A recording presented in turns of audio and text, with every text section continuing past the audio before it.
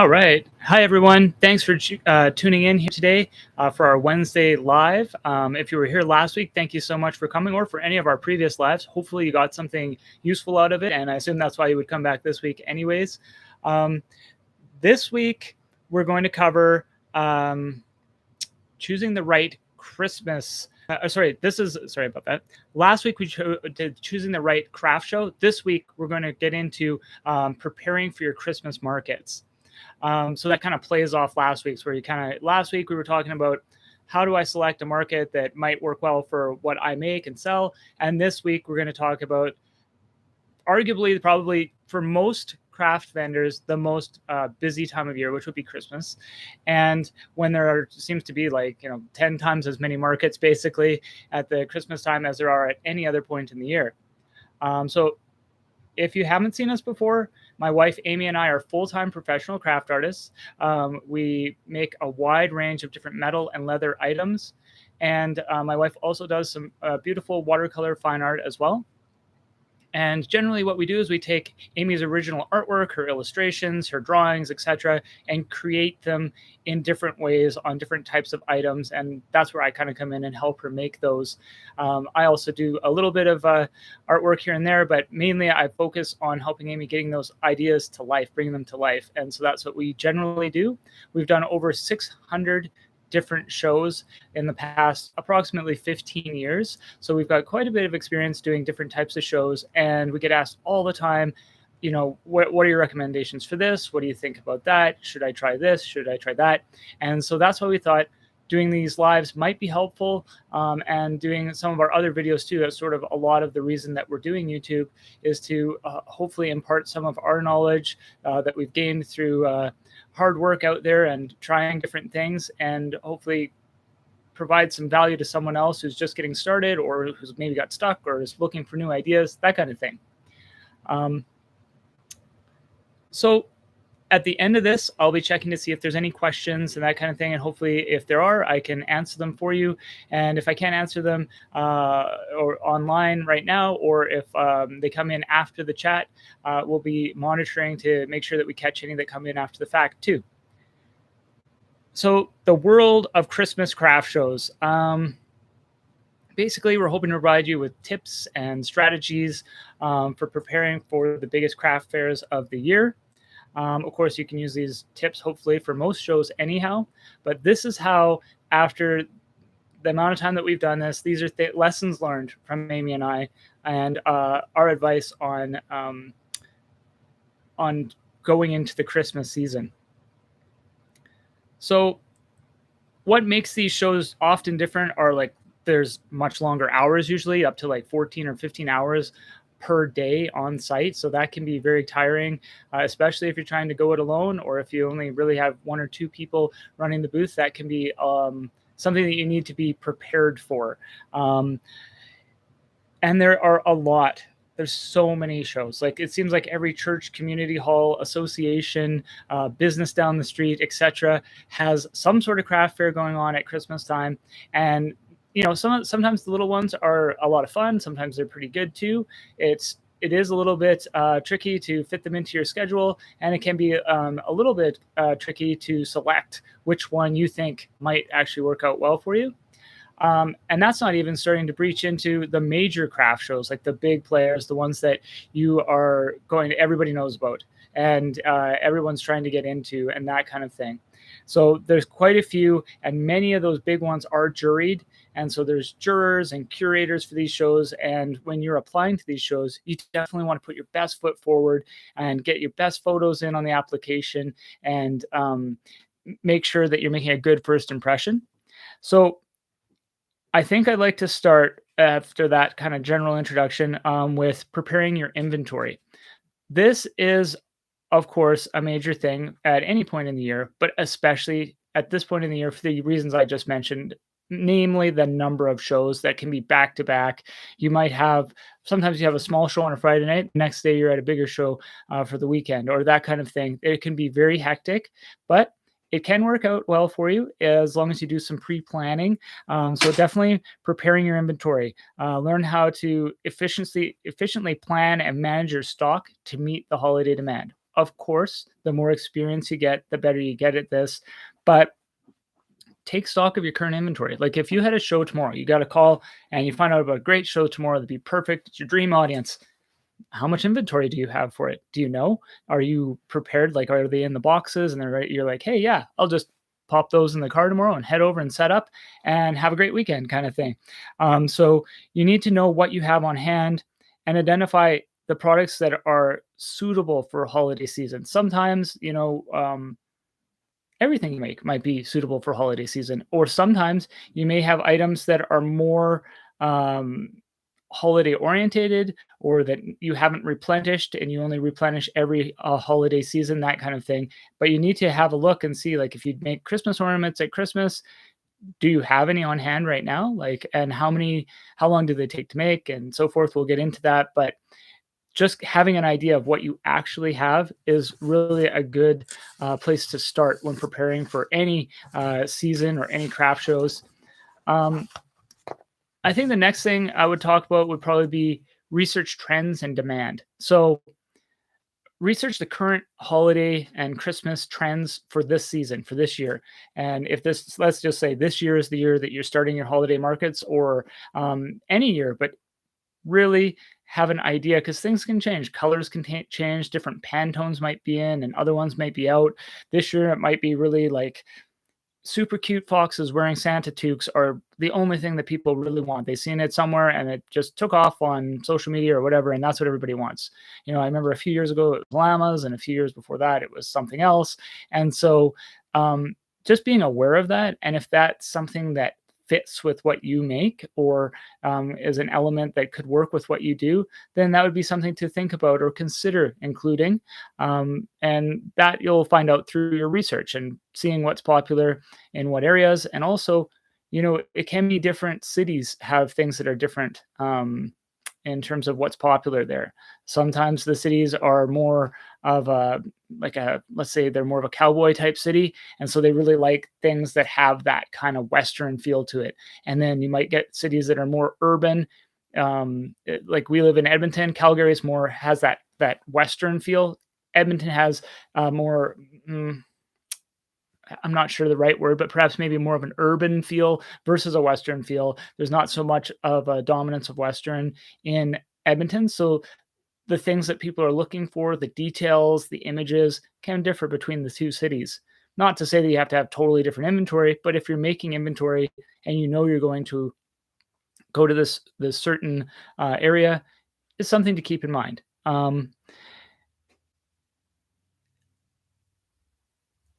I think that you could consider also a variety of different products like ornaments, holiday decor, gifts, seasonal apparel. It to kind of go with what I was saying, but basically, these may not be things that you offer all year, but they may be something that you want to offer now because they make a great gift. And also, when people are out doing Christmas shopping, they often get taken by something that they see for themselves. And really, if say you make coffee mugs and they see a coffee mug, then no one on my list would be really the right person for a coffee mug. But myself, I could really use that coffee mug. They'll buy it because, it's a lower ticket item and it's not a major purchase type item. Not to say that people don't splurge on themselves sometimes too, because hey, sometimes that's just the type of market it is or the type of season they're having. And they're like, hey, you know what? I got all my Christmas shopping done and I love looking at stuff. Holiday markets are my favorite. And they go out and see what they can find. I think that when you're doing any of these items, that you want to put a unique spin on them, something that says it's like, hey, this is like me. Like you're your own personal brand, if you will, if you want to be technical. And I think that you want to stop customers just a little, like, hey, that's kind of different. That's like, I would love to buy that for my family member or my friend or myself, because it's a take on what's in style right now, but it's not cookie cutters. It's different. And I think that people definitely, that resonates with people for sure when they're out at the markets, because they may go to a whole bunch of Christmas markets looking for the perfect present for their spouse or for their best friend or whatever the case is. and they may have seen hundreds of other vendors, and maybe many vendors were in on the llama trend that year, but only your take on the llama spoke to them. They went, yeah, that's how I like it. And so that can be something that you definitely just to keep your booth and your work differentiated and true to your style, whatever your style may be. The next point, number 3, would be to set a budget. So determine your budget in advance that you feel comfortable with. Like, you don't wanna break the bank on this. It's not necessary, and probably not recommended to go, like, all in kinda thing. I think I talked about this last weekend or last week, sorry, and, you wanna determine your budget for creating and for making replenishment inventory and factor in the cost of the materials, the labor, the shop supplies, your booth rentals, your fuel to get there if you're traveling, all those kind of things, any other costs that might be associated with doing that show or run of shows, if you will. And keep that in mind when you're laying out, okay, I think this would be a good amount of inventory to have overall on each of my items. This is how much the raw materials are going to cost. This is how much time it's going to take. These are how many shop supplies I need, like sponges and whatever else to make it, or paint, etc. And kind of start from there. Of course, something may catch your eye. It happens literally to me like every time I go to, for example, the leather store, or if we go to Michael's or somewhere, one of us is going to find something that is definitely not on the list. And that's okay. You may now have a challenge to work it in. If it works with your overall budget, then great. If it doesn't, well, that's a personal decision. But I think that having an overall idea, like, these are my base, like, I have to have all of these colors, I have to have this many paintbrushes and sponges and things, is a really, really good idea when you're going in, so that you know that you can, at minimum, produce the inventory that you expect you'll need and go from there. This fourth one is one that I really recommend. It is to create a production schedule. I didn't used to do this, and it, I admit, was not a good idea. It was not a good idea to not have a production schedule. If you're doing this and you're working towards being full time, or you're doing this and maybe you're going to school and perhaps you're a parent, or you have another job, or you have all of those things going on. I've actually been in that position for all of those, and all happening at the same time. And the production schedule is a lifesaver. If you make it and you're thorough with it and you stick to it, it's a big deal, because it just allows you to see what is actually possible. Of course, there's sometimes, you're tempted. That's what I always end up tempted to think, like, you know what, it might be a bit of a long shot, but if I pull a few late nights and I get up early and I do this, and everything works out perfectly, I'll be able to finish all of these in this compressed amount of time. Sometimes you do need to try to do that, but I don't recommend it. I do recommend starting well in advance, like way before, way, way before, because even when you go into a retail store now, like, they've already had Christmas stuff out for a while. They had Halloween out before that, and we're not even at Halloween yet by any means. And so everywhere is starting to prepare, and they're not just trying to ship in a full, huge department of holiday supplies, like at the end of November, or the mid-November or something. That's not a good idea. So I have definitely done it both ways, and I can say you need to consider a production schedule. And I think if you do and you give it a shot, you'll really be happy that you did, because it just takes a lot of the stress out of things, and it lets you not end up in the place like what I've done in the past. When I didn't have a production schedule, I'd be very ambitious and I'd create a whole bunch of items, and I'd be like, I'm going to get these done. And I'd get to like 70% done, and then it's too late. It's at the show. And so some of the items obviously were finished, but I had all these other items that were 70% finished, but that's not 100% finished. And of course, you don't want to compromise the quality of your work. So you wouldn't want to just slap them together or something. That's not a good idea. And so they sit. And then you've got a show the next week. And well, maybe you can finish a few more of those, but you might be tempted to try to finish all of them. And now they're at 85% complete, but not complete. And then you've got to show the next week, and they're at 95% complete, which is super frustrating, but not complete. Then the next week you've got them complete, but you didn't have time to price them. And you didn't have time to package them if you needed to do that. And you didn't have time to run and get another bin to take them to the show because now you have extra inventory, perhaps, or that sort of thing. So, those are things you want to think about well in advance, like weeks, months in advance. Right now is a great time still to do your production schedule for your Christmas season. You can lay it all out and you can do your budgeting and you can figure out this is what is reasonably possible. And hey, if things are going along really well and you get those things done, add on to it. If that's appropriate, if that makes sense and you're thinking, "Yes, I can actually have time to make it. I have money to produce it, and I feel like it would be a good idea to present and it may be fairly likely to sell or at least to not leave me with a completely depleted inventory at the end of December," or whatever the case is that works for your situation. But definitely this one is one of my critical points for today. I really recommend it. And this can also be important too. I forgot to mention that if you're doing online orders and stocking stores, wholesale and so forth, or consigning items to galleries, they all want stuff at Christmas too. And so, of course, some of those like online stores can be variable and you can't necessarily predict how many orders you will or won't get. But if you know this is how much time it takes to make my stuff for my booth. This is how much it costs.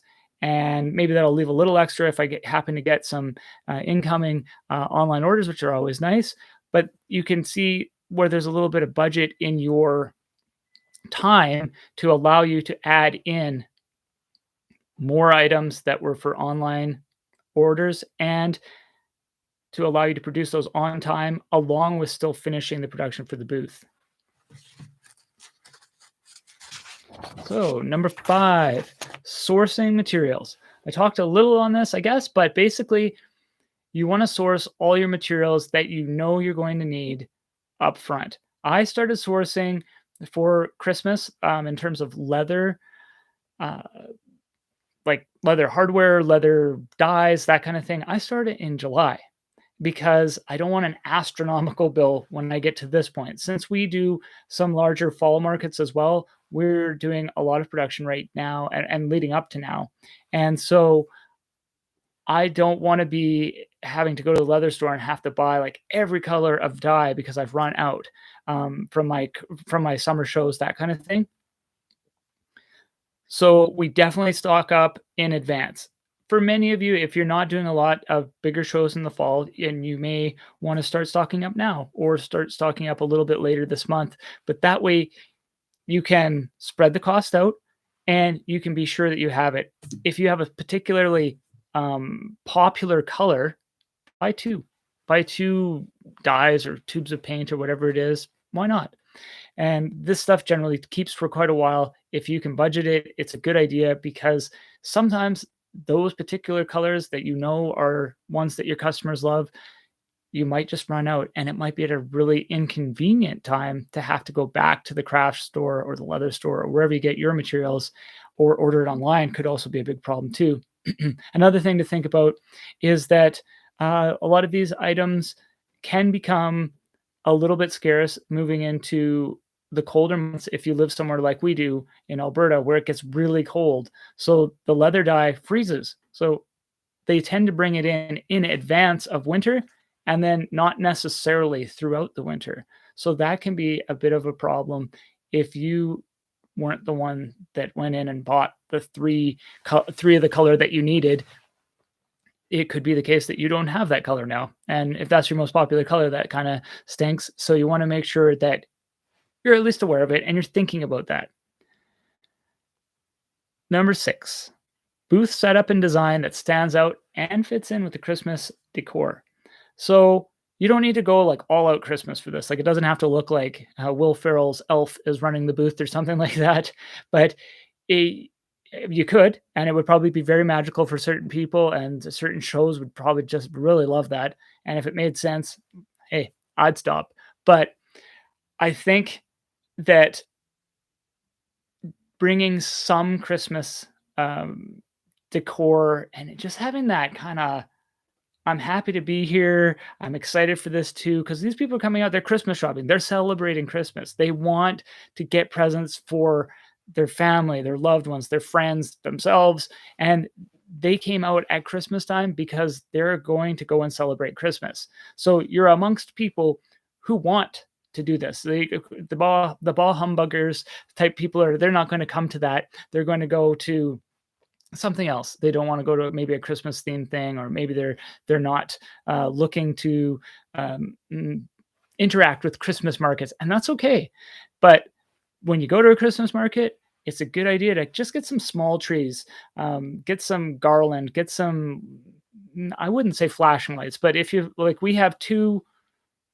I'm not sure how big they are, maybe 2-foot trees, let's say, and they work really well on the tabletop or on a stand if that's what's depends on what I brought with me, but usually I put them on the tabletop at the corner of the booth or something like that. And Amy and I always make Christmas ornaments at Christmas, so we hang our Christmas ornaments on there and little signs and that kind of thing. And it just sort of gives that little extra feeling of Christmas. They do light up, but they're just like a solid, like just sort of yellow light. And I think that's enough. That draws a little attention to them. It has a bit of that Christmas magic feel to it. I have done a few other things like with garlands and that sort of thing in the past. I found that it's sort of a trade-off. Like I think that it looks good. It can be. It depends on the amount of time that you're allotted to set up for the show, whether or not that's going to work out. But the trees are super easy, and especially if you make an ornament, or if you have like little gift boxes that you could put underneath, or gift bundles that you could sort of arrange under the tree, like a little faux Christmas setup. That's always exciting for people to check out, and makes them think about Christmas Day and like the excitement that they're looking to for that day as well. So that would be something that I would recommend. And of course, if you like Christmas trees, like we do, a few extra Christmas trees at the end of the season just put up around the house are never a problem. I think we had 9 last year, technically. Some of them were for the dolls. My wife and daughter have some doll setups, and they have these little Christmas trees in there.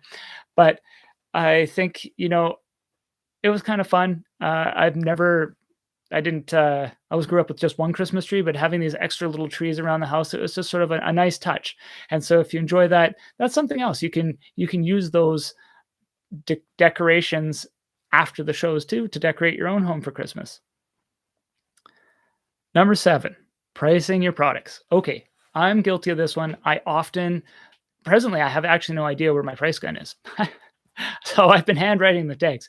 It was one of those things. I moved out of a show and packed it away by accident. I don't know where it went, but don't do that.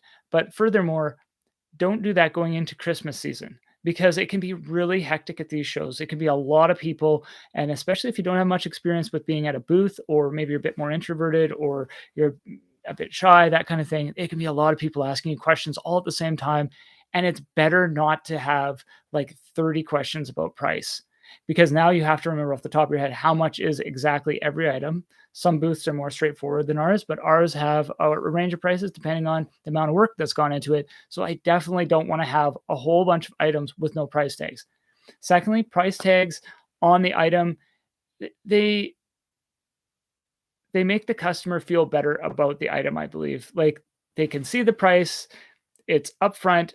The last customer saw that exact price. They know that's not a subjective number, in terms of like, if it's not priced, you could be telling anybody anything. But if it is priced, you've said this one is $20 to the last person, and to the next person, and to the person you're talking to. So I think it's a really good thing. Of course, sometimes the price tags fall off, or you miss one.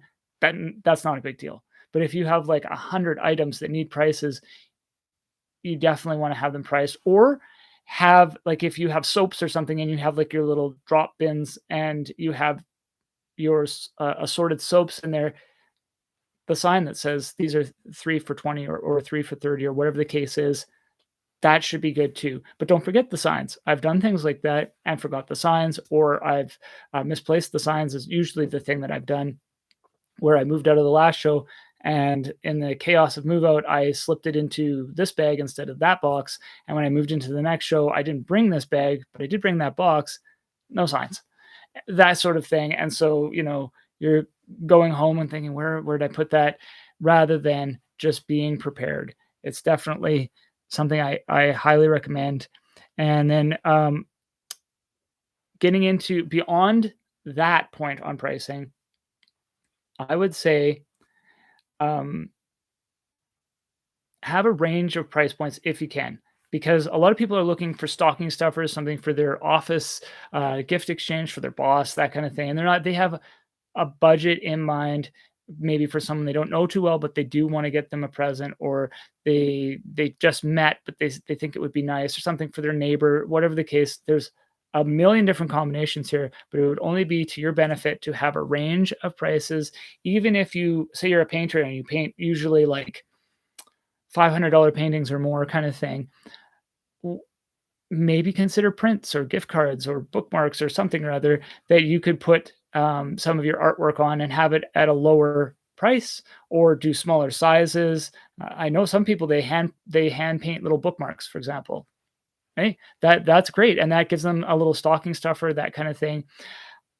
And then the Christmas season is, as we all know, a great time to have like a gift bundle or a holiday bundle or something like that. So 2 or 3 of your items together and you get a special price on it, or it comes in a special package, or you've gift wrapped it, or whatever the case is. This is a good opportunity to have that, and it can be something that really has people get really excited about those types of things.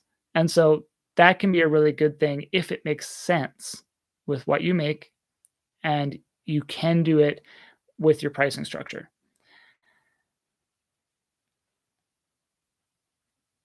Number 8, marketing and promotion. Start promoting your shows early so that people can have a chance to think about, like, where are you going to be? What's the best market for them to come and see you? Because, you may be doing the biggest show in your city or the big show in their city, but maybe that one's not convenient for them. But perhaps you're coming back to their city in a month. Like maybe you started in November and then in mid-December you're coming back for another show, that kind of thing. We've done things like that. And that can be something that's really beneficial to someone, especially even where they want to come to the first show, see it, meet you in person, get the idea for it, and then it's not in their budget right now, but in a month it will be. And maybe they want to order something, or maybe they want to pick up something, or maybe they'll just say, hey, I'll pick from what you have next time because I really like you and I like your style. This is a good idea to start promoting with your newsletters and your social media and that kind of thing well in advance. As soon as you know, like, you're confirmed into the show, as far as you're concerned, you're going. Of course, something could come up and it doesn't work out, but it's best, like when you see bands touring, for example, they list off the dates well in advance. And occasionally some of them have to cancel a tour or cancel a couple dates here and there, move things around. No big deal. Everybody's used to that. I would definitely get the word out as soon as you can. Don't jump the gun. Like, don't do it before you're confirmed. But as soon as you're confirmed, and maybe you get confirmed into 3 shows this week, okay, send out a newsletter and say, hey, hi everyone, wonderful news. I'm going to be doing 2 shows in my city and 1 show in the neighboring city in the next 2 months, and I'd love to see you all there.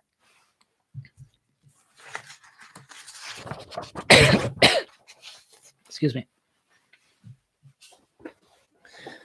So number 9 is the last main point, and I think number 9 is it kind of ties in with some of the other videos that we've done and that sort of thing, but staying organized. So keeping all of your inventory, your displays, promotional materials organized and ready for transport to the craft show locations, and during move out if you can. If you're pressed for time, some shows are like, hey, you got to get in and out kind of thing. So you may have to sort it out at home. That kind of, I mean, it's not super exciting, but it's not the end. It's not that big a deal. But when I'm doing a big show, and if I have time, I will sort out. If I know I'm at a big show and next week I'm at a medium show, so I'm not going to need all these lights, I'm not going to need all these earring displays or whatever the case is, I put those into a separate box and I don't bring that box next time. And I just mark the box and say that box is for 1 month from now or for next year, whatever the case is, depends on where I'm at in the season. And because sometimes I'll go from doing the biggest show in the city to one of the smallest, tightest little like a hole in the wall kind of shows, and I have to go from a 10 by 10 down to like a 4 foot or 6 foot table within a week, and it's way less confusing, and it's actually, I found, less time consuming to just sort at the show and be like, okay, I'm taking that inventory, I'm taking these displays, and I want and here's my business cards and everything for that show. You're going to have more space. Usually for a big show, you're in a gymnasium, that kind of thing. And it just works out well. Obviously you don't always want to do that, but sometimes moving out of these shows, you can be waiting for 3 hours in the lineup anyways. Why not just wait, sort out your work at your booth and then wait in the lineup for only an hour? Not that appealing, but it is worth it to do those shows anyways. And I think that staying organized like that prevents the problems I mentioned earlier, like where I misplaced the sign or I forgot the price gun or those types of things that are like really critical to running a show, but you may not be thinking about them because you're an artist, you're a crafter, you're thinking about your art, your craft, you're excited to meet people, talk to people, you can't wait to show your latest paintings to people. You're not thinking about your price gun. That's like, oh yeah, of course I have a price gun somewhere, sort of thing. And so you want to stay organized, do lists. My wife's big, Amy's big on lists, and I 100% agree. Those are really good. Once I started doing more than just a basic list, it was really helpful to both of us because before it was her just doing the detailed lists, and she was handling this area and I was handling that area, and mine was a little bit looser for sure. And so when I started doing her approach to it, it was definitely a lot better. So I had this, I wanted to share a story about, we were doing a show out of town a number of years ago, and I was going to university. I was taking some master's courses at the time for a job that I had at the time, since left all that behind. But at the time, I was taking my master's. It went with the job that I had at the time. And we were doing the show. We got to town, got everything all set up, and I built like a back room, and I had to sit back there and I was doing spreadsheets and that kind of thing. And it was pretty exhausting. Like I was really tired by the end of the show. During the downtime, I worked on spreadsheets. And then during the rest of the time, of course, I was helping Amy with all the booth duties, did the setup, the tear down, all that kind of thing, plus the travel. And it was about a 9-hour drive. I had to drive back the Sunday night in order to be at work on the Monday morning, and then at school or university the Monday evening. And so this was like not a recipe for feeling great. It was totally exhausting, and it was not the only Christmas show we'd signed up for. Once I went through that week, the following Friday, I was setting up for the next big show. So all of these things that I've just mentioned about doing a production schedule, staying organized, making a budget, all those things that just make your life so much easier. If you have a hectic life like that, I know some of you do, and I know from personal experience how difficult that can be. So I know that if you just do some of these things, or consider some of these things that we mentioned today, or all of them if you wish, it will hopefully take some of that stress out of it so that you can go and do your out of town show, rush home, get up in the morning, go to work, and be bright-eyed and bushy-tailed and good to go for whatever they're expecting there. And maybe you then are taking your kids out that evening, or you're going to school yourself, or whatever the case is, and you're producing your work, and you're doing a show the next week. Hopefully these things will help you with that situation and make life a little bit easier. And I was speaking of organization. I want to mention Amy put out a recent video here about IKEA, where we went over and had a little look at some of the organizational stuff they have over at IKEA. And I think everybody probably knows by now, but IKEA has just tons of stuff for organization. Not only that, they have a lot of items that work for organization that you could basically repurpose and go, well, yeah, they show it as like a, I don't know, a towel rack or whatever, but you could use it for this or you could use it for that. And so we had a good time going through there and seeing a lot of the new ideas that they have put out. And Amy collected up a bunch of our favorites and put them into a video. And so that video is out now on our channel. And hopefully that will be helpful to you as well if you're looking for organization ideas for your craft room, for your studio. And some of these do definitely, I've tried a bunch of these things and done a bunch of these things for our booth in the past too. I used to take a whole variety of Ikea bookshelves with me. And I really liked that. When I had a vehicle that could capacitate that, it worked really well for me. So that's something that we were excited to put out this week. And then building off of that, we're going to hopefully bring you along for the ride here and keep you posted. But we're hoping to reorganize and renovate almost our main shop area, our main workspace. We have more than one workspace, of course, but our main workspace where we do a lot of the metal and leather work. And we're going to see which of those items that we saw at IKEA, or maybe similar ones that we found comparable elsewhere, will work for that space, and what kind of other ideas that I think Amy's got quite a few ideas that I'm excited about here for that workshop. So we're going to hopefully bring you along for a little bit of a tour of that when that's done. I can't guarantee any time frame on that. I don't know. It's pretty busy right now. It's something that we're really excited to do because right now it's kind of a little bit stark. It's a bit, it's not as welcomely artistic as we'd like it to be. So we're looking forward to that. I hope you enjoyed this this live video today, and I hope it was more so that it was helpful to you. And if it was helpful, please consider subscribing to our channel and liking the video. This helps out the channel and us as well a little bit in terms of getting out to more people and helping more people. And by subscribing, of course, you'll get notified when we put out new content, including next week when I'm going live again to do another chat about another aspect of craft shows and the crafter life. So and I don't see any questions in the chat right now. So if anything comes in after the fact, we'll just answer them when we check back in with the video and see how everything's going.